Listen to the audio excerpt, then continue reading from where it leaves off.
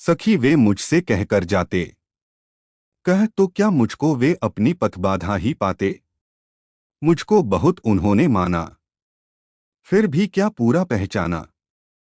मैंने मुख्य उसी को जाना, जो वे मन में लाते। सखी वे मुझसे कहकर जाते। शब्दार्थ पथबाधा रास्ते की रुकावट। माना सम्मान किया।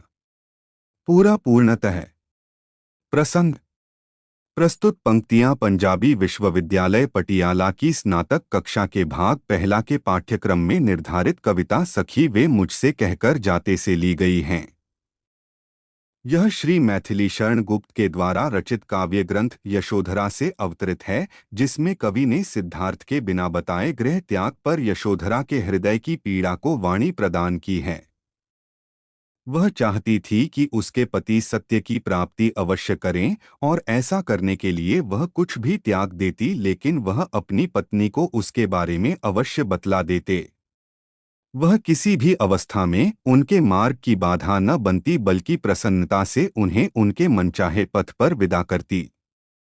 व्याख्या। यशोधरा अपनी सखी से अपने हृदय की पीड़ा प्रकट करती है कि हे सखी, यदि वह मुझे बताकर अपने लक्ष्य प्राप्ति के लिए जाते तो क्या मैं उनके मार्ग की बाधा बनती।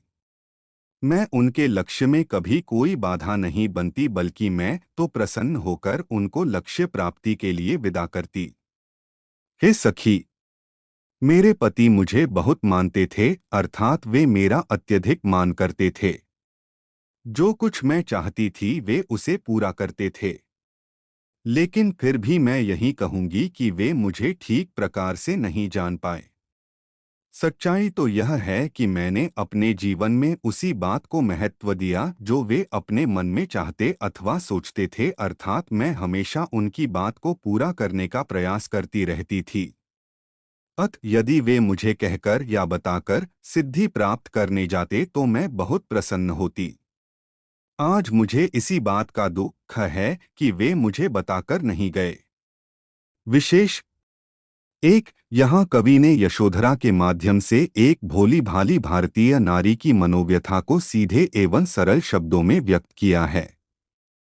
यशोधरा एक आदर्श भारतीय नारी हैं, अतः वह पति की इच्छा को ही जीवन का सर्वस्व मानती है। 2 अनुप्राम स्वर मैत्री और प्रश्न अलंकार की छटा दर्शनी है। 3 भाषा सरल सहज एवं प्रवाहपूर्ण है। 4 करुण रस को प्रस्तुत किया गया है। 2 स्वयं सुसज्जित करके क्षण में प्रियतम को प्राणों के पण में हमी भेज देती हैं रण में। क्षात्र धर्म के नाते सखी वे मुझसे कहकर जाते। शब्दार्थ सुसज्जित शस्त्रों अस्त्रों से सजाकर। पणबाजी प्रतिज्ञा। रण युद्ध। क्षात्र धर्म क्षत्रियों का कर्तव्य। प्रसंग। प्रस्तुत पंक्तियां पंजाबी विश्वविद्यालय पटियाला की स्नातक कक्षा के भाग पहला के पाठ्यक्रम में निर्धारित कविता सखी वे मुझसे कहकर जाते से ली गई हैं। यह श्री मैथिली शरण गुप्त के द्वारा रचित काव्य ग्रंथ यशोधरा से अवतरित है, जिसमें सिद्धार्थ के चले जाने के पश्चात यशोधरा की व्यथा को प्रकट किया गया है। रात के अंधकार में अपनी पत्नी और पुत्र को सोता हुआ छोड़कर के चले जाने पर यशोधरा को बहुत दुख होता है। अपने मन की इसी व्यथा को एक सखी के सामने व्यक्त करते हुए वह कहती है। व्याख्या। हे सखी, हम क्षत्रिय कुल की नारियां डरपोक नहीं हैं। हम तो स्वयं अपने पतियों को शस्त्र अस्त्र से क्षण भर में सजाती हैं और क्षत्रिय धर्म का पालन करने के लिए खुशी खुशी उनको युद्ध क्षेत्र में भेज देती हैं। हमारे पति अपने प्राणों की बलि देने के लिए युद्ध क्षेत्र में जाते हैं। मौत का भय होते हुए भी हम उन्हें युद्धभूमि में भेजने में थोड़ी सी देर भी नहीं लगाती। इस समय यदि मेरे पति मुझे बताकर जाते तो मैं किसी प्रकार की आनाकानी नहीं करती, बल्कि उनको खुशी खुशी भेज देती। विशेष एक, यहाँ कवि ने भारतीय ललनाओं की वीरता का वर्णन किया है, जो हंसते हंसते अपने पति को शस्त्र अस्त्रों से सजाकर युद्धभूमि में भेजती हैं। 2 अनुप्रास और स्वर मैत्री अलंकार का स्वाभाविक प्रयोग है। 3 भाषा सरल, सहज एवं प्रवाहपूर्ण है। 4 अभिधा शब्द शक्ति का प्रयोग है। प्रसाद गुण है। करुण रस है। 3 हुआ न यह भी भाग्य अभागा, किस पर विफल गर्व अब जागा, जिसने अपनाया था त्यागा, रहे स्मरण हो आते, सखी वे मुझसे कहकर जाते।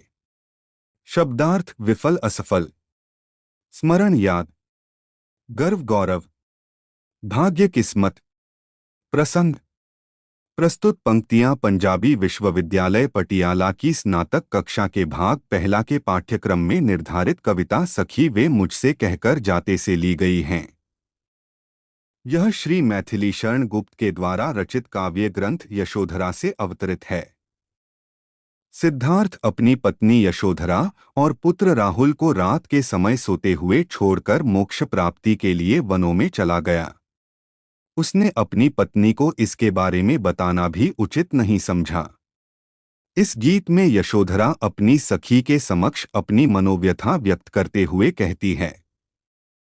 व्याख्या। हे सखी, मैं कितनी भाग्यहीन हूं कि मेरा पति मुझे कुछ भी कहकर नहीं गया। मुझ अभागिन को वे बिना बताए चले गए। यदि वे कहकर जाते तो कम से कम मैं यह गर्व तो कर सकती थी कि मेरा पति मुझसे पूछकर सत्य की खोज में गया है अथवा वे मेरी अनुमति से गए हैं। तब तो उनकी साधना में मेरा भी कुछ योगदान होता। लेकिन अब तो मैं पूर्ण परित्यक्ता हूं। जिसने मुझे अपनी पत्नी बनाया था वही मुझे छोड़कर चला गया। अब तो मेरी एक ही आशा है कि वे मुझे याद आते रहें, वे कभी भूले नहीं, ताकि मैं अपना बाकी का जीवन उनकी याद में बिता सकूं। हे सखी, यदि वे मुझे कहकर जाते तो ही मेरे लिए अच्छा होता। विशेष 1 यहाँ विरहिणी यशोधरा की शिकायत सर्वथा उचित जान पड़ती है। उसका अपने आप को भाग्यहीन कहना उसकी विनम्रता का सूचक है। 2 करुण रस का सुंदर परिपाक है। 3 भाषा सरल सहज एवं प्रवाहपूर्ण है। 4 प्रसाद गुण एवं अभिधा शब्द शक्ति का प्रयोग है। 4 नयन उन्हें हैं निष्ठुर कहते, पर इनसे जो आंसू बहते, सदै हृदय वे कैसे सहते, गए तरस ही खाते, सखी वे मुझसे कहकर जाते। शब्दार्थ निष्ठुर कठोर क्रूर, नयन आंखें, सदै दयालु, तरस दया, प्रसंग। प्रस्तुत पंक्तियां पंजाबी विश्वविद्यालय पटियाला की स्नातक कक्षा के भाग पहला के पाठ्यक्रम में निर्धारित कविता सखी वे मुझसे कहकर जाते से ली गई हैं।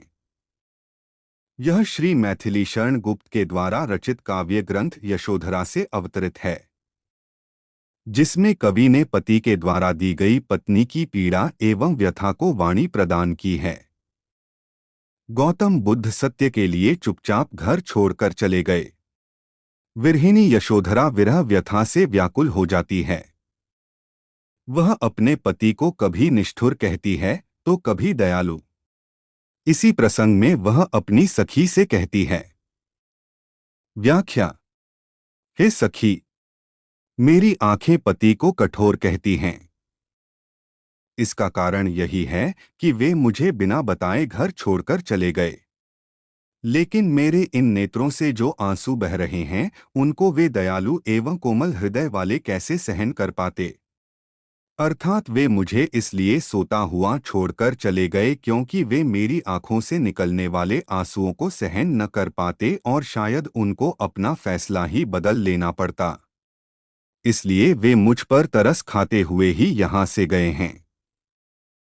हे सखी, फिर भी यही अच्छा होता कि वे मुझे कहकर जाते। विशेष 1 प्रस्तुत पद्यांश में गुप्त जी ने यशोधरा के हृदय के अंतर्द्वंद्व और वेदना व्यथा की मार्मिक अभिव्यक्ति की है। 2 सदै हृदय में अनुप्रास अलंकार का स्वाभाविक प्रयोग हुआ है। 3 भाषा सरल सहज एवं प्रवाहमयी है।